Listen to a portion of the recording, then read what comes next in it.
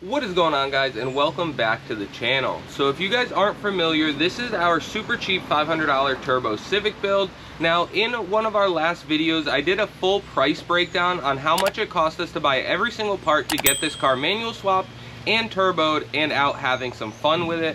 Now, after that video, I've gotten a few DMs asking about our wastegate and how I like it so far. So in today's video, that's what we're going to cover. We're going to pull the wastegate off this car after about 1,500 miles of driving, as well as all the dyno and tuning time. Take a closer look at it, inspect it, see how it looks after the 1,500 miles of driving.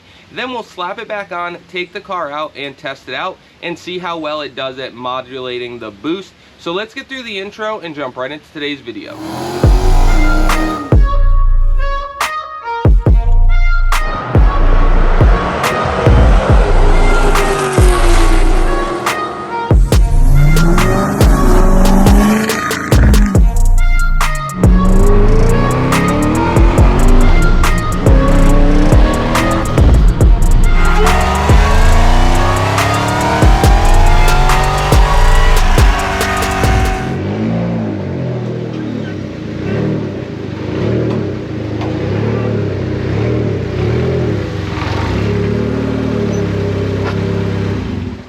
So now that we've got the Civic up on the quick lift, we can start pulling the wastegate off. Now the first thing I'm going to do is down in there, you can see we have a heat wrap line and then just a regular rubber line.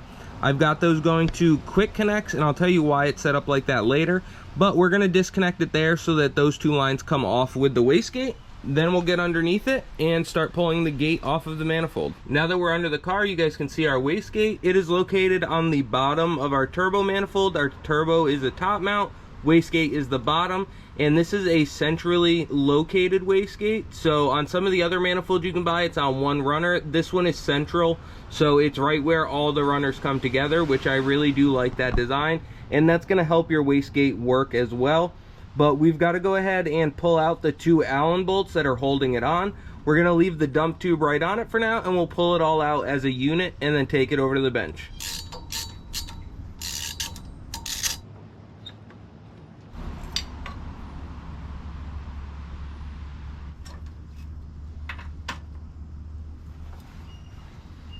All right, let's take it over to the bench and take a look at it. Now that we've got the wastegate off the car, I'm going to separate the dump tube and we'll take a look at the gate and what it all came with as a kit when we ordered it. Then we'll disassemble the gate further and see how it's holding up after 1,500 miles of use. So these are 6mm Allen head bolts.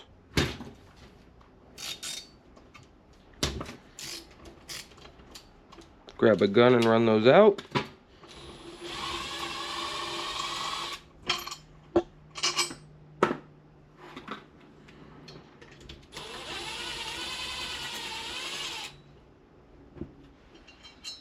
So there is supposed to be a gasket inside here. I didn't put it in because we still have to paint this tube and I'm going to heat wrap it. So I just left it out for the time being. So that's why you see the exhaust leaks around the two flanges.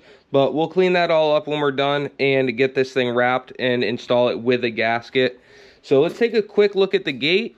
So far it looks pretty normal. Has some discoloration going on here on the housing itself. But that's probably normal. These things get really hot when you're making boost and using them to bleed some of that exhaust gas off. So far it looks pretty normal. So let's set this thing aside. I'm going to show you guys what all came in the kit with it, and then we'll disassemble this thing and see how it's functioning after 1,500 miles. Now let's take a look at how this wastegate came as a kit when we originally ordered it. So right when you open the box, this thing presents itself as a much more expensive piece than it actually is. It was just presented very nicely and packaged really well. So I was really happy to see that. This is the DNA Motoring 38mm wastegate. They have a few different options and styles. So I'm going to put the part number to this one down below for you guys so that you can check it out. We decided to go with the one that has the threaded locking ring so that the top of the gate comes off nice and easy for spring changes. So pretty much it comes just how you see here, minus the two hoses and barbs. It comes with 4 plugs and 2 barb fittings, and as you can see here, I had to actually adapt over so that we could use our hard plastic push connect lines, because that's what I like to do for boost reference or vacuum. Now The reason that I didn't just adapt straight into this with one of the push connect fittings is because I still don't know what thread that is. That's one of my only complaints so far about this wastegate, is that these are an oddball thread. I tried to do some digging, I tried matching them up, I went through every fitting I had, and I went to my local hardware store, and I still can't figure out what thread pitch this is. So we just ended up using the 2 barbs that came with the kit and the 2 plugs. I would have liked to just put the quick connect lines directly to the gate, but this does work. It gets the job done. It doesn't affect how the gate operates. It just would look better with the fittings directly on the gate. So other than that, that's really my only complaint about this gate itself so far, and that's how it presents itself. Comes as a really nice piece. Now for the rest of the kit, it did come with a spring already installed. This is the spring that would have been in there when it first showed up. On Amazon, this is advertised as a 14 PSI spring, but when we ran it on our first startup and first drive, it seemed to be closer to 8 pounds, but nonetheless, we had a spring laying around that fit that I went ahead and slapped in there and knocked us down to about 6.5 pounds so that we can use the boost controller to do the rest of the work. Now, as well as the spring being installed, it also comes with the firing that you need so that the plunger from the diaphragm can seal up against this so that you don't have a big boost leak, acting as if the wastegate is open in its naturally closed position. Now, it also comes with 2 of these nice thick flanges. I believe one would be to weld onto your hot side or onto a manifold so that you can mount the actual gate. And then the other one would be used just like we did to make our dump tube. And it actually welded very nice, very thick piece, didn't warp, anything like that. Had no issues with this. Like I said, you can see the exhaust leak that I had around it, and that's because we didn't use the gasket that came with it. I decided to leave that out until we completely finish this pipe so that we didn't waste the gasket, and it doesn't affect anything with a little leak on this side of the gate. So that covers the flanges. It came with 2 gaskets to seal that all up. You can see we've got 1 used, 1 not. Also came with the hardware to install it into our manifold, as well as install our dump tube into the wastegate. And then we've got the wrench that it comes with. This wrench goes to that threaded locking ring I was talking about, so that you can nice and easily change springs. Now, I've actually changed the original spring when this was on the car, so it is really nice, quick, and easy to do. So that's a really nice design, and I've been really happy with that so far. So that covers what all came with the kit when we originally ordered it. So now let's take the included wrench. We'll pop this threaded lock ring loose, take the top of the gate off, and check the operation of the plunger and diaphragm and see how it feels. Now, to swap springs or take this thing apart, it's actually extremely simple. You just use the included wrench. We're gonna have to hold this tight and then just break that free, just like so.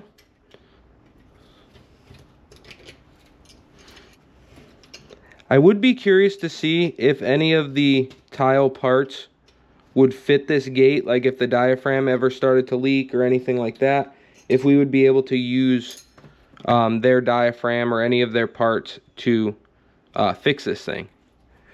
We haven't had an issue yet, but if I ever do, I will definitely let you guys know if that works. So now you can just squeeze down on that, loosen the ring some more. It's actually easier when it's on the car because the manifold's holding it for you. So there's our spring, and it's just as simple as that. This guy just stays right on there. We can set this aside for a second.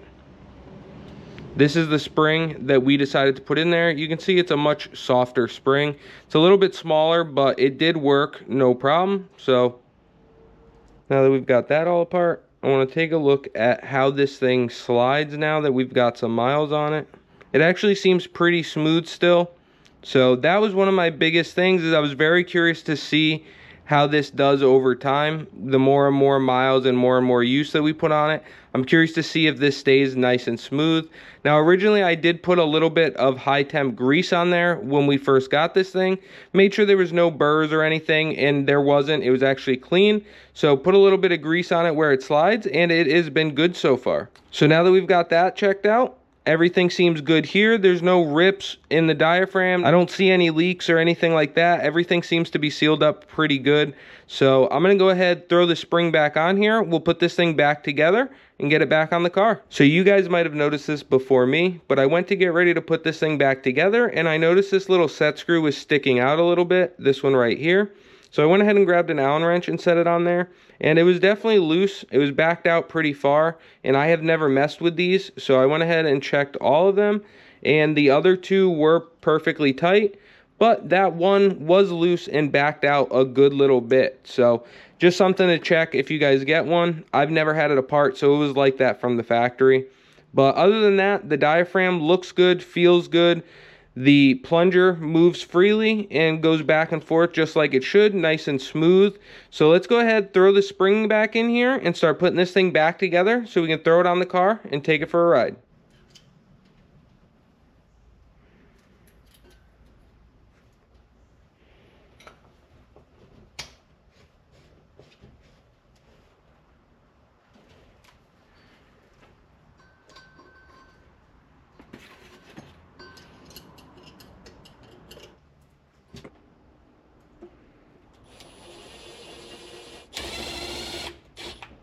Let's tighten those up, throw this thing on the car.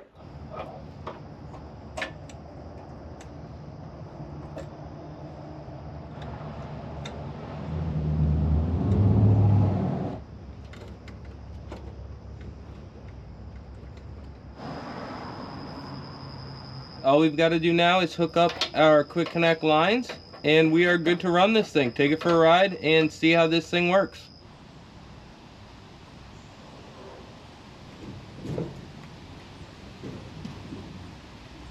So now that we've had the wastegate off the car and inspected it after its 1,500 miles of driving, we've got it installed back on the car, and this thing is ready to go out and take a ride.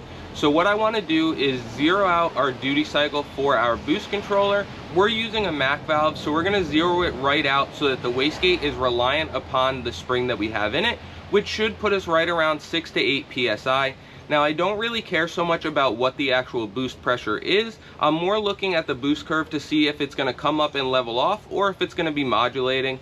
So we're going to do that and then take a look at our data log. Once we do that, we will bump our duty cycle back up to where it is at now, which should put us at right around 12 to 13 psi. And we will take a look at the same thing, see if the boost curve comes up and levels off or if it still modulates. So as you guys can see, it has been raining throughout this whole video. I've been putting this video off all week, hoping for some drier weather, but the rain just hasn't let up. So we're gonna have to deal with what we have, which means we don't know what the traction situation is going to be, but I'm sure we'll be able to make it work. So let's let this thing warm up and go take it for a ride. Let's get this thing warmed up so we can go take it for a ride.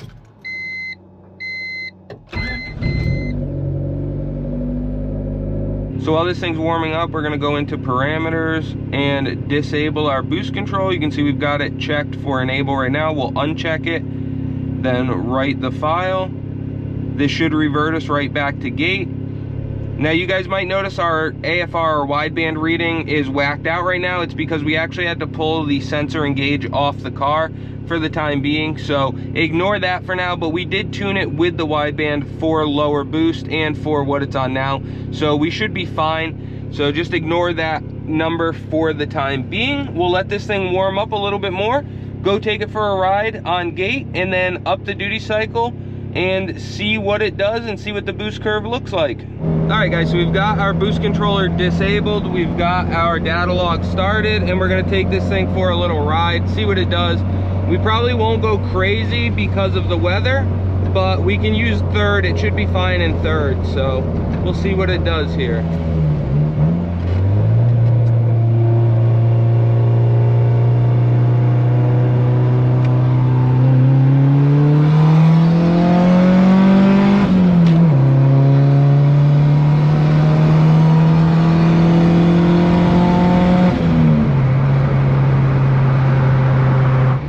Guys, so it made right about 6.5 pounds of boost, which is right around where I thought, between 6 and 8 on gate.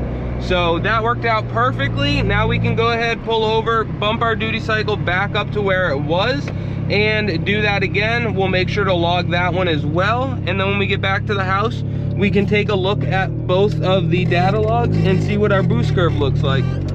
So we went ahead and saved that graph. Now I'm gonna go in here back to parameters. We'll go back to boost control and we're gonna enable it. So we'll recheck the box, make sure we upload the file, upload, We'll go back in here and we will get ready to do another data log.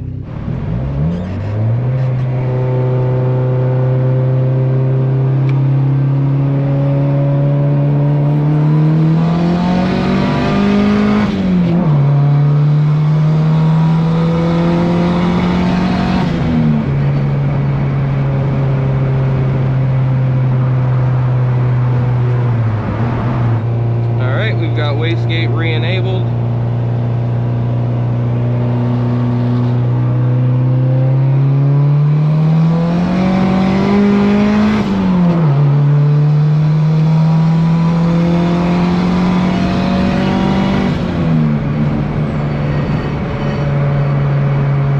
We'll save that one and we will head back and look at all the data. So now that we're back at the house, let's go ahead and take a look at the data logs we just did. Now, of course, I made 3 runs, and the better of the runs with the boost controller turned on and turned up a little bit. Of course, I didn't get a data log of it because I was dealing with the camera overheating and I just honestly forgot. But we do still have 2 logs. So this one here is on gate with the boost controller turned completely off. So let's take a look at the boost number, which you can see right down here. It's a map. Right now we're negative, and then we get on the throttle. 4 pounds, 5 pounds, 6 pounds, holding steady at 6'1", 6'2", 6'5", 6'8", 6'9". So right around 7 pounds is where it balanced off at. No weird spikes, no big drops. Like I said, I don't care so much about the actual number as much as I care about how level or smooth it is. So it's holding good. There's no big spikes, no big drops. So that is definitely a good thing, which means the wastegate is working how it should. So now let's take a look at the one with the boost control turned on. Again, we are not looking for the actual boost number. We just want to see if the boost curve comes up and holds nice and steady, or if there's any big peaks or valleys or any point where it drops off or spikes up. So right here, off throttle, then we get on throttle. As you can see, boost is now at 6 pounds, 7, 8, 9, steadily climbing as it should. 10, 10-1, 10-2, 10-3, 10-4, 10-1. So where the boost controller is set right now, it is leveling right off at about 10-3 to 10-4. Which is good. Like I said, I don't really care what the boost number is. We can turn the duty cycle up as high as we want and make all the boosts that we want. This was more so just a test to see if the wastegate was doing its job and working smoothly and giving us a nice boost curve. So from what we see here, this wastegate is doing exactly what it should be. It's letting the boost come up and level off at whatever we have it set at. In our case right here, about 10.3 pounds. So I'm happy with that. We can turn the duty cycle up and give all the boost to this thing if we want. But like I said, I more so wanted to see how the wastegate worked as a unit, not so much how much boost we can put to this thing. We know we can put a bunch of boost to it, but we wanted to see how good it is at controlling that boost and keeping it nice and smooth with no peaks, no valleys. So super happy to see that. Let's head back out to the car. So now that we've taken a closer look at the DNA motoring wastegate and had some time to review the data log, I have to say that I am very pleasantly surprised with the operation of this gate. You have to remember it's a $65 wastegate, which is a crazy difference from some of the name brands out there, over $200 cheaper in some cases. And that was the whole point of this build, was to try out the budget options, see how well they work and for how long they work. Like I said earlier in the video, we've got over 1,500 miles and dyno time on this turbo kit since we put it together, and it is still working perfectly fine. When we took it apart, I was very impressed to see how good everything is holding up. Again, for $65, I figured we'd be replacing these things every few hundred miles, but so far it is showing no signs of failing, so I'm really happy to see that.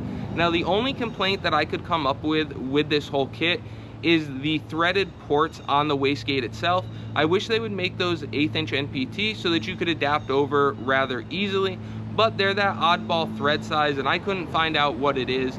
So if I can figure it out, I will put it in the description down below so that you guys can check it out, as well as a link to buy this wastegate if you want through our Amazon affiliate link. But like I said, I was very happy with the operation of it. It presents itself like a much more expensive piece and it operates perfectly fine. that was the whole point of this build, was to try these budget options and see how well everything would work and how long it would live. And in this case, it was definitely a success. $65 wastegate, still out here going strong. So as always, I appreciate you guys for checking out the channel. Don't forget to like, comment, subscribe, ring that bell, and check us out on all of our other social media platforms, Facebook, TikTok, and Bought to Build Official on Instagram. And we will catch you on the next one.